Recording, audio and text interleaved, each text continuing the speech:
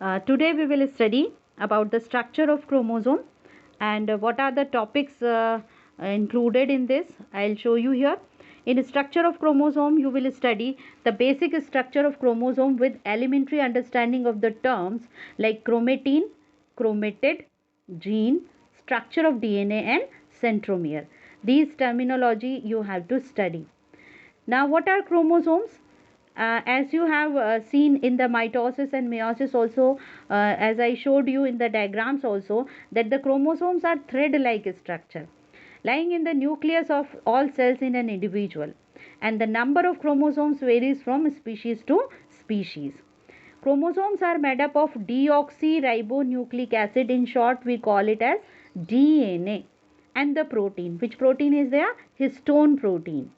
Human cells each contain 46 chromosomes, that is in the pair. When we ask, it is in the pair, it is 23 homologous pairs are there.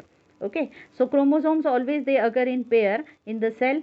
So these pairs are homologous pairs. As I told you in the previous class also, that crossing over, during crossing over, homologous pair of chromosomes come together, and pairing takes place, and then exchange of genetic material takes place.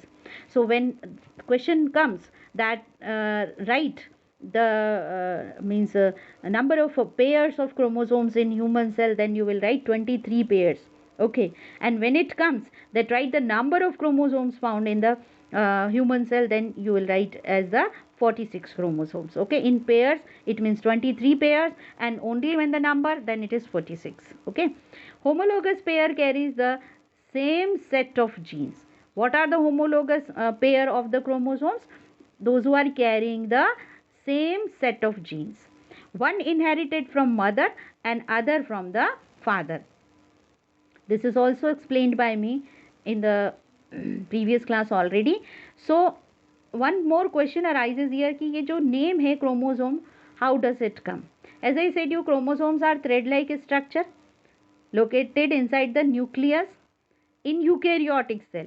Okay, and each chromosome is made up of a protein and the DNA, and this DNA passed from parents to offspring contains specific instructions that make each type of living creature unique. The reason for the uniqueness is also explained by me very well during the crossing over, if you remember. Term chromosome comes from the Greek word for color, chroma. So meaning of this that chroma is color, and the soma means here body, means colored bodies. So scientists gave this name to chromosome because they are cell structures or bodies that are strongly stained by some colorful dyes used in research. Colourful dye को ये absorb कर लेती हैं, है ना, जो कि research में यूज़ किया जाता है. तो फर्स्ट जो आइडेंटिफिकेशन हुआ था इनका as a coloured body, that's why the name came chromosome. Okay, now next we will see the types of chromosomes. Okay, yes, there are types of chromosomes. So chromosomes in an organism are of two types. What are the two types of the chromosomes? You can see here that the terminology is shown: 22 pairs autosomes and 1 pair sex chromosomes. Okay, what are autosomes? Chromosomes which control the various characters of the organisms due to genes present on them, but have no genes for the expression of sexual characters. Means autosomes कौन से chromosomes होंगे जो कि body के various characters को control करते हैं, except the sex of an individual, है ना. सेक्स डिटर्मिनेशन में ऑटोसोम्स का कोई रोल नहीं होता है. They actually control the various characters other than the that sex of an individual. Okay, कोई सेक्स एक्सप्रेशन के लिए इसमें जो है कैरेक्टर नहीं होता जिसको ये कंट्रोल करें. सो दे आर द ऑटोसोम्स. अब ये जो कैरियोटाइप है, ये जो पूरा मैप है क्रोमोसोम का, which is known as a karyotype, ये ह्यूमन का कैरियोटाइप है. And you can see here easily that right from 1 to 23 pairs of homologous chromosomes are shown. homologous chromosome that is similar in structure, shape and size. Okay. अब next जो pair है that is sex chromosome. Chromosomes which control the expression of sex or determine the sex of an individual. So you know that the two sexes are there in the animal kingdom, male and female. Okay. So for the male, the chromosome which is responsible, it is the Y chromosome. ये जो Y chromosome होता है ये mail के अंदर sex को determine करता है और जो X क्रोमोसोम है वो फीमेल को जो है डिटरमाइन करता है. Now out of them only here also these chromosomes also located in the pair. How it specify or determines the sex of an individual? If two X chromosomes are there in the cell, it means it decides that it is the female. Okay. And if one X chromosome and other is Y chromosome in the cell, it means it is a male. Okay. तो ये उसके जो है sex को determine करता है कि अगर एक्स वाई है पेयर सेल के अंदर तो ये मेल है और एक्स एक्स है chromosome, it is this is the individual which is a female. Okay, so these are X and Y chromosome. Out of them Y chromosome is the smallest chromosome. Size wise it is being smallest, you can see when we compare it with the other that pairs of chromosomes. So understood, two types of chromosomes, autosomes and the sex chromosomes. अब एक और classification ये होता है chromosomes का. Since female carries similar that sex chromosome like X only, then they are homomorphic or isomorphic. तो female के अंदर जो दोनों क्रोमोसोम्स होते हैं ये सिमिलर होते हैं, similar sex chromosomes x x. तो ये जो कंडीशन है ये क्या कैसे इसको नेमिंग करते हैं, होमोमॉर्फिक या फिर isomorphic. But in the male which contains the two different chromosome, X chromosome and Y chromosome, so this is heteromorphic. So males are heteromorphic, females are homomorphic. क्यों फीमेल्स क्यों होमोमॉर्फिक होती हैं? क्योंकि उनमें सिमिलर सेक्स क्रोमोसोम्स होते हैं, that is X X, and males are heteromorphic because different sex chromosomes X and Y are there. तो ये एक और आपका क्लासिफिकेशन हुआ. नेक्स्ट वन मोर कंडीशन है कि गैमेट जब फॉर्मेशन होगा फीमेल और मेल में, definitely difference will be there, क्योंकि फीमेल्स के अंदर क्या है, 2X क्रोमोसोम्स हैं. Okay, so the type of gametes which are formed in the female they are similar. All the gametes in the female they'll have the X chromosome only.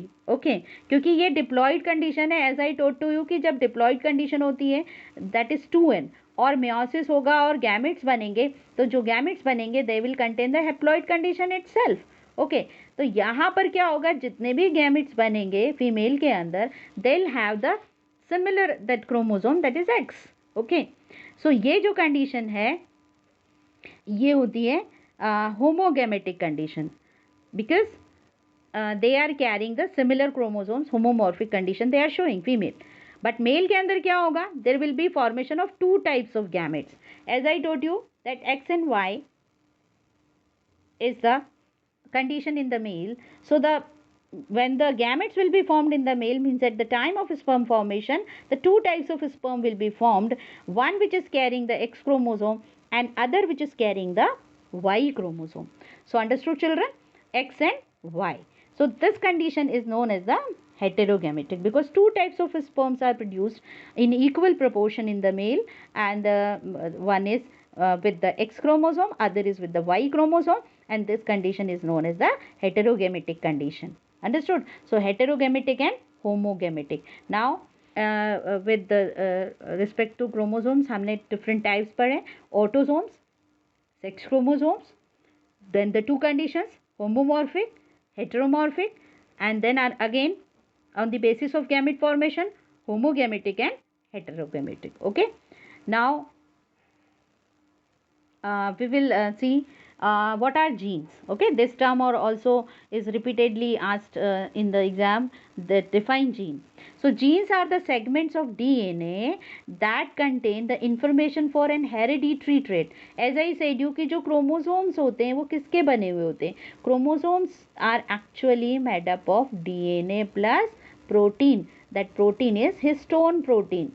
Okay, HISTONE. So you can write simply protein also. Okay, so ये jeans क्या होते हैं? ये jeans जो होते हैं ये segments होते हैं डीएनए के, जिसमें सारी इंफॉर्मेशन होती है हेरिडिटरी ट्रेट के लिए.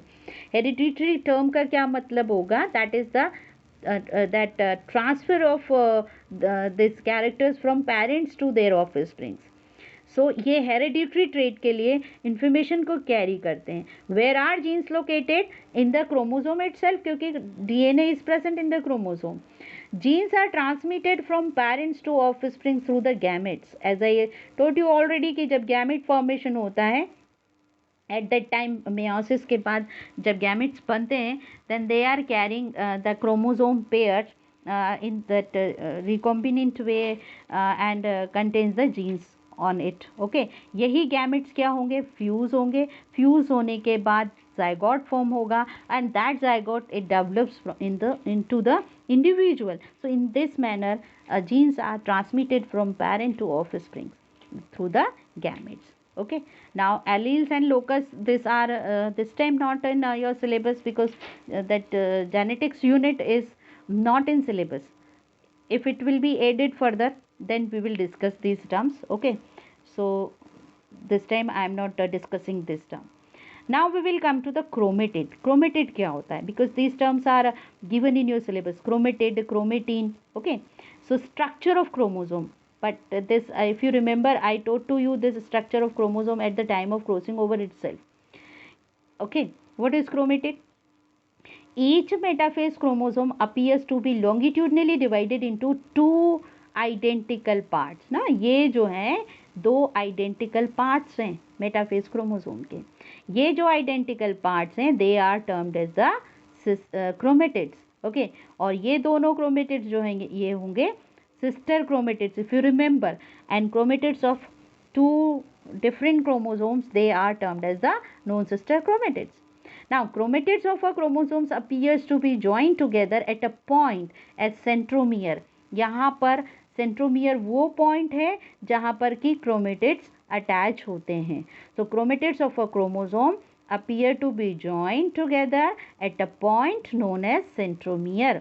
Chromatids making up a chromosome are referred to as sister chromatids है ना. टू क्रोमेटिड्स जो हैं वो टुगेदर अगर होते हैं तो वो सिस्टर क्रोमेटिड्स होते हैं किसी एक क्रोमोसोम्स पर, और जो होमोलोगस क्रोमोसोम्स के जो क्रोमेटिड्स होते हैं they are non sister chromatids. This already I have discussed with you. So mainly you have to pay attention over the chromatids. Now the basic structure of chromosomes. So you know that chromosomes in eukaryotic organisms they remain uncondensed during interphase, but they undergo condensation. Means which one? The chromatin fibers. Okay, so first जब हम इसकी stage पढ़ते हैं कि interface के अंदर कैसे होते हैं जो है क्रोमोसोम एक्चुअल में नहीं हो करके इस तरीके से मास होता है फाइबर्स का ना, क्रोमेटिन, इसे कहा जाता है क्रोमेटिन फाइबर. ओके, अब यही क्रोमेटिन फाइबर कंडेंस होता है जब सेल डिवीजन स्टार्ट होता है, और प्रोफेज के अंदर हम ये क्लियर स्ट्रक्चर जो है वो क्रोमोसोम का स्टडी करते हैं. अब ये जो क्रोमोसोम्स हैं इनके डिफरेंट पार्ट्स हम देखेंगे यहाँ पर कि जो सेंटर पार्ट है जिससे सिस्टर क्रोमेटिड्स अटैच्ड हैं, दिस इज सेंट्रोमियर है ना. There are two arms in the chromosome, short arm and the long arm. जो क्रोमेटिड की एक आर्म लॉन्ग है, एक आर्म शॉर्ट है. Okay, and the end of the this chromatid it is termed as the telomeres. Okay, so this is the basic structure of the chromosome. Now we will come to the further that as I said you कि chromosome जो है वो किसका बना हुआ है? DNA और histone protein का. और ये कहाँ प्रेजेंट होता है? यूकेरियोटिक सेल्स में ये न्यूक्लियस के अंदर प्रेजेंट होते हैं, फाइन। और इसके अलावा माइटोकॉन्ड्रिया, प्लास्टिड्स, इनमें भी डीएनए प्रेजेंट होता है। If you remember you have studied in the 10th class already. Haploid diploid condition में ऑलरेडी आपको एक्सप्लेन कर चुकी हूँ कि जो नंबर ऑफ क्रोमोसोम्स हैं सोमेटिक सेल्स में हायर ऑर्गेनिजम्स के, वो डिप्लॉइड होते हैं, मतलब डबल सेट होता है, पेयर्ड होते हैं। जैसे अभी मैंने आपको कैरियोटाइप शो किया था ह्यूमन बीइंग का। और जो लोअर ऑर्गेनिजम्स होते हैं, गैमेट्स होते हैं, उनके अंदर जो कंडीशन होती है वो क्या होती है, हैप्लॉइड कंडीशन होती है। वहाँ पर अनपेयर्ड होते हैं chromosomes, means half of the parent cell. But we will discuss further here the structure of chromosome, fine, in detail further कि क्रोमोसोम बनते किससे हैं। एज आई सेड यू कि हिस्टोन, प्रोटीन और डीएनए। अब ये DNA and histone protein I will explain you in detail here, fine. किस तरीके से जो है क्रोमोसोम, यू कैन सी ये क्रोमोसोम है। ये क्रोमोसोम किससे फॉर्म होता है, ये फॉर्म होता है क्रोमेटिन नेटवर्क से, ठीक है। जो थ्रेड लाइक स्ट्रक्चर हैं वो कंडेंस्ड होते हैं। अब जब हम क्रोमेटिन को और ओपन करेंगे then what we will see there, जब क्रोमेटिन को हम और ओपन करेंगे then we will see the nucleosomes here, okay. what are nucleosomes? This is important, okay, this structure as it is means in your syllabus. So DNA is coiled around a core of 8 histone protein. as I said you कि जो chromosome है वो किसका बना हुआ है, histone और DNA का, ओके। अब ये हिस्टोन और डीएनए किस तरीके से अरेंज होते हैं कि जो 8 हिस्टोन मॉलिक्यूल्स होते हैं, 4 you can C at the front, 4 at the back, इनके चारों तरफ जो है डीएनए इस तरीके से कॉइल्ड रहता है। और ये जो स्ट्रक्चर है इसे हम कहते हैं nucleosome, you can see, okay. So DNA is coiled around a core of 8 histone protein to form a bead like structure, this is known as the nucleosome, okay. So chromatin further किसका बना हुआ है, nucleosomes का बना हुआ है। These nucleosomes coiled in spiral manner and form a solenoid. अब यही न्यूक्लियस फिर से आगे और कंडेंस्ड होंगे, उनमें कॉइलिंग होगी और कॉइलिंग होकर के जो स्ट्रक्चर बनाते हैं ये बनाते हैं सोलेनॉइड। तो ये है nucleosome, okay. Nucleosome further undergo more that coiling and form the solenoid, और सोलेनॉइड में फिर से कॉइलिंग होगी and it will form the super solenoid. तो 3 स्ट्रक्चर्स हो गए, है ना। जो पहला स्ट्रक्चर हुआ वो क्या हुआ, nucleosome, okay. you can either write or you can mark in your book also. पहला बना न्यूक्लियोसोम, न्यूक्लियोसोम फर्दर क्या हुए, कॉइल हुए, देन दे फॉर्म सोलेनॉइड, और फिर ये सोलेनॉइड में भी फर्दर कॉइलिंग होगी and it will form the super solenoid, okay. And by further condensation क्या हो जाएगा, ये क्रोमेटिन मटेरियल कंडेंस होकर के क्या बना लेगा, chromosome. So let we start it from DNA. ये है DNA, okay, okay. DNA is the double helix, 2 इसकी पॉलीन्यूक्लियोटाइड की चेन्स हैं wound around each other, okay. और इस तरीके से ये डीएनए हेलिक्स। अब ये DNA helix it again coiled around a core of histone protein, it forms nucleosome. यह न्यूक्लियोसोम फिर से कॉइल होकर के सोलेनॉइड, सोलेनॉइड फिर से कॉइल होकर के super solenoid, super solenoid coil होकर के क्रोमेटिन फाइबर, क्रोमेटिन फाइबर फिर से कॉइल होकर के क्या बनाता है, chromosome. So this is the structure of chromosome, okay, fine. Now yes Ma'am, please repeat, ma'am. This one you have started from DNA, no? या yes, first the DNA. DNA क्या है, again I am going to explain you DNA in detail, so have patience. DNA is the double helix structure, 2 chains of polynucleotide, they are means forming a helix. Then this DNA is coiled around the histone protein and it forms the nucleosome. These nucleosomes again they undergo coiling and form solenoid.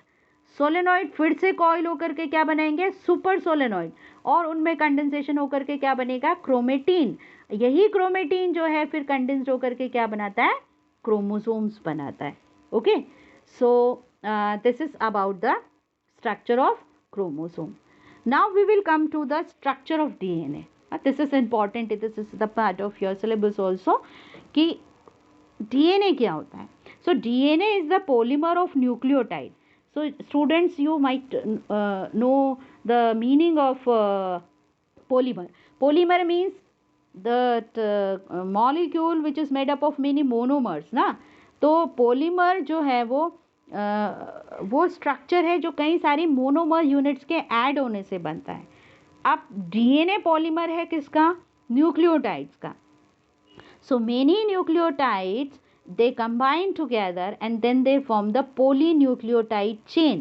Poly means many, nucleotides monomer unit, and they are linked together form a chain like structure. So DNA is the polymer of nucleotides and its molecular structure was proposed by Watson and Crick, and they were awarded a Nobel Prize also in year 1953 for their this discovery.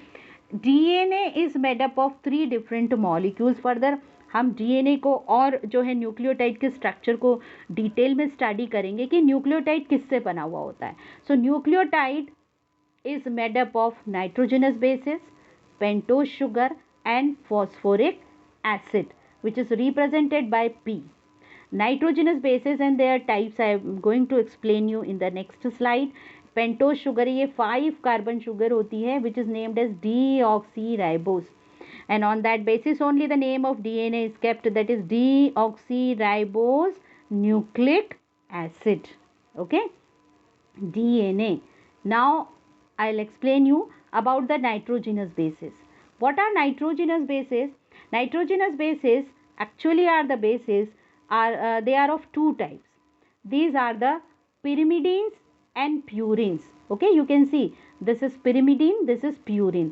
2 type के basis होते हैं and there are 3 pyrimidines actually, but in DNA only 2 are found. DNA के अंदर 2 nitrogenous pyrimidines होते हैं. ये pyrimidines होते हैं साइटोसाइन एंड द थाइमाइन और थाइमीन इज देयर. यूरेसिल जो होता है नाइट्रोजनस बेस, ये आरएनए के अंदर प्रेजेंट होता है. ओके, डीएनए आरएनए ये भी न्यूक्लियर मटेरियल है आरएनए, बट आरएनए के अंदर यूरेसिल होता है. लेकिन डीएनए के अंदर जो है 2 ही पिरिमिडीन होते हैं, ये साइटोसिन और थायमीन होते हैं. क्या होते हैं ये? They are single ringed compounds. Okay, single ring structure you can see in the pyrimidines. Fine. Next जो नाइट्रोजनस बेसिस का पेयर है that is purines, and purines are double ringed compound. You can see 2 rings are there. So this is the difference between pyrimidine and purines. Purines जो है वो double ringed structure होते हैं, and there are 2 that purines, they are adenine and guanine. तो इस तरीके से ये 4 nitrogenous bases present होते हैं. Second I that discussed with you pentose sugar. So I'll show you here the pentose sugar. This is pentose sugar, 5 carbon sugar named as deoxyribose. This is known as deoxyribose. You can see 1, 2, 3, 4 and 5 carbon sugar. Okay, and next is the phosphate. So it is H3PO4 phosphate molecule, phosphoric acid. Now अब इसका arrangement हम देखते हैं कि किस तरीके से ये एक दूसरे के साथ अटैच होकर के न्यूक्लियोटाइड का फॉर्मेशन करते हैं. ओके, सो ये जो नाइट्रोजनस बेस है, okay, out of them only 1, okay, not all. ये जो नाइट्रोजनस बेस है, this nitrogenous base chemically combined with sugar. Okay, and it forms a compound. उस कंपाउंड को हम कहते हैं nucleoside. Okay, what is called nucleoside, DE, nucleoside. अब ये जो न्यूक्लियोसाइड है, when it attaches with the phosphate, okay, then it forms nucleotide. तो 2 यूनिट हुई. पहले बना न्यूक्लियोसाइड जब नाइट्रोजनस बेस, इसमें से इन 4 बेसेस में से कोई भी एक बेस हम यहाँ पर लेंगे, नाइट्रोजनस बेस कंबाइन होगा पेंटोज शुगर के साथ, तो जो मॉलिक्यूल बनेगा, जो कॉम्बिनेशन होगा वो न्यूक्लियोसाइड होगा कंपाउंड. और ये कंपाउंड न्यूक्लियोसाइड जब अटैच होगा फॉस्फेट से, then it will form the nucleotide. तो इस तरीके से जो ये न्यूक्लियोटाइड्स हैं ये एक दूसरे के साथ कंबाइन होते हैं. और एक कंप्लीट न्यूक्लियोटाइड का structure I show you. Okay, suppose हमने एक न्यूक्लियोटाइड, कोई भी एक न्यूक्लियोटाइड लिया, सपोज एडेनिन ले लिया, nitrogenous base, sorry this is nucleotide, nitrogenous base लिया, ये नाइट्रोजनस बेस किसके साथ अटैच है, शुगर के साथ। और फर्दर ये वाला जो कॉम्प्लेक्स है इसको हम कहते हैं न्यूक्लियोसाइड, LEO, न्यूक्लियोसाइड। ओके, और जब इसके साथ फॉस्फेट भी अटैच हो जाएगा then it will be nucleotide. और इस तरीके से डीएनए के अंदर बहुत सारे न्यूक्लियोटाइड्स एक दूसरे से कनेक्टेड होते हैं। कैसे? I will show you in the next slide that how these nucleotides are connected with each other. अच्छा, यहाँ पर एक बहुत इंपॉर्टेंट चीज़ है, जो बेसिस होते हैं जब न्यूक्लियोटाइड लिंक होते हैं, then as I told you 2 purine and 2 pyrimidine bases are there.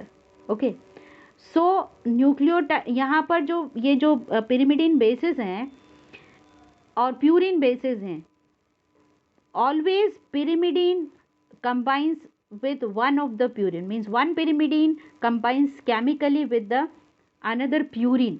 pyrimidine आपस में जो है कंपाउंड नहीं बनाते हैं, रिमेंबर, और प्यूरिन भी आपस में नहीं बनाते, but one pyrimidine combines chemically with the another purine. Okay, इसको कॉम्प्लीमेंट्री रूल भी कहते हैं। Okay, complementarity of nitrogenous bases. इसके अंदर क्या होता है, एक प्यूरिन बेस दूसरे pyrimidine बेस के साथ केमिकली कंबाइन होता है। Now I will show you, यहाँ पर क्या है, 2 न्यूक्लियोटाइड हैं। कैसे हैं? ये एक न्यूक्लियोटाइड है, okay, and this is the another nucleotide. Are you getting it? ये phosphate, sugar, ये nitrogenous base, एक complete nucleotide. This is phosphate, sugar, as well as ये यहाँ पर क्या है, nitrogenous base. अब आपको ये G और C समझ में आ रहा है? G stands for guanine, C stands for cytosine, और guanine क्या है, प्यूरिन बेस है, और cytosine क्या है, pyrimidine बेस है। pyrimidine 2 होते हैं, cytosine and thymine.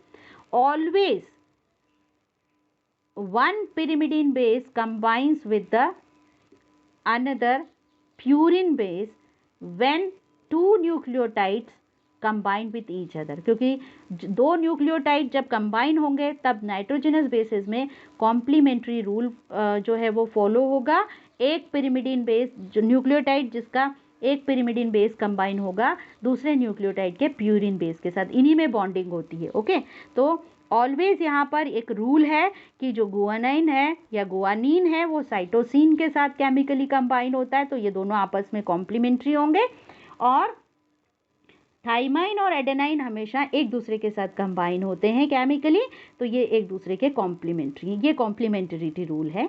ATGC है, हम इसको क्या कहते हैं, ATGC। Okay, remember ATGC, always adenine combines with the thymine and guanine combines with the cytosine. Okay, ये कॉम्प्लीमेंटरिटी रूल है। अब यहाँ पर जो बॉन्ड फॉर्मेशन होता है नाइट्रोजनस बेसिस के बीच में, that is hydrogen bond. So you can सी, जब एडेनिन और थाइमाइन के बीच में बॉन्ड बनेगा, this is double hydrogen bond, और गुआनिन और साइटोसिन के बीच में जो बॉन्ड फॉर्मेशन होगा that is triple that hydrogen bond. तो इस तरीके से 2 पॉलीन्यूक्लियोटाइड चेन्स जो हैं वो कनेक्ट होती हैं। एक polynucleotide chain you can C at this side and another is on this side, और आपस में ये हाइड्रोजन बॉन्ड से दोनों अटैच्ड होती हैं। तो किस तरीके से स्ट्रक्चर बनेगा, ये लैडर लाइक, हाँ, सीढ़ी जैसे होती है। ये शुगर फॉस्फेट मॉलिक्यूल्स हैं और सेंटर में यू विल सी ये नाइट्रोजनस बेसिस हैं।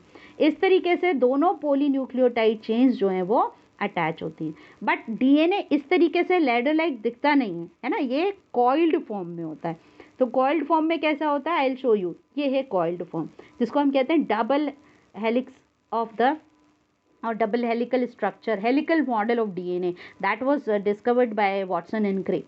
यहाँ पर क्या होता है, ये जो डीएनए है ये हेलिक फॉर्म में होता है, हेलिक्स फॉर्म में होता है। Each DNA is double helical structure 20 angstrom in diameter. तो ये जो दोनों स्ट्रैंड्स होते हैं ना, इनके बीच का जो distance होता है that is 20 angstrom.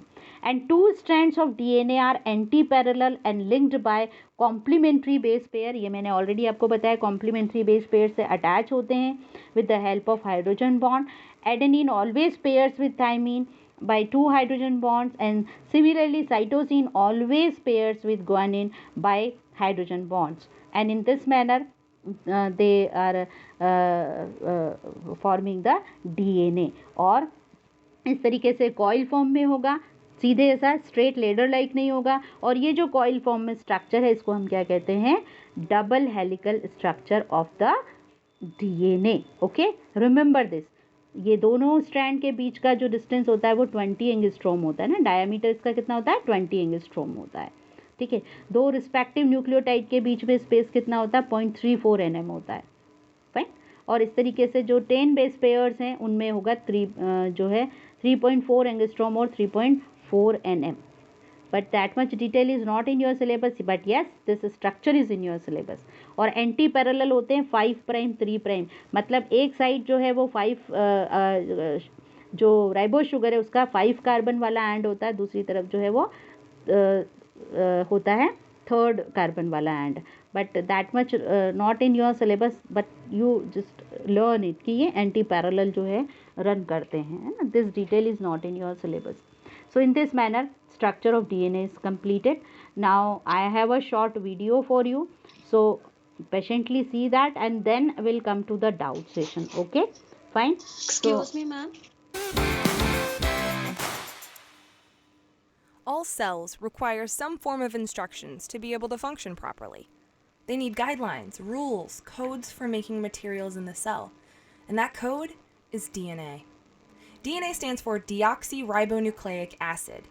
D for the name of the sugar, N and A for nucleic acid. DNA contains the information that determines inherited characteristics. It has the code for making proteins.